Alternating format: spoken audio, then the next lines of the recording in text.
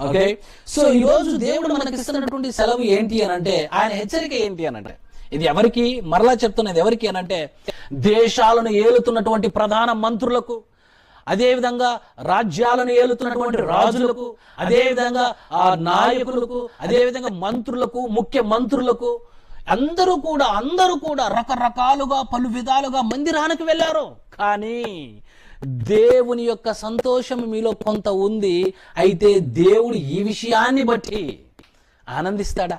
దేవుని హెచ్చరిక ఏమిటి? అదేవిధంగా దేవుని ఆ సంతోషం, ఆ సమాధానము, ఆ యొక్క శాంతి నీవు జీవిత కాలమంతయు నీకు కావాలంటే నీవు ఏమి చేయాలి?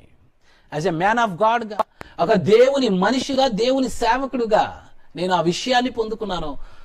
నా పర్సనల్ అనుభవంతో, దేవుని పరిశుద్ధాత్మ ప్రేరణతో ఈరోజు మీ ముందుకు వచ్చి ఈ మాటలు సెలవిస్తూ ఉన్నాను. ఆలోచన చేయండి.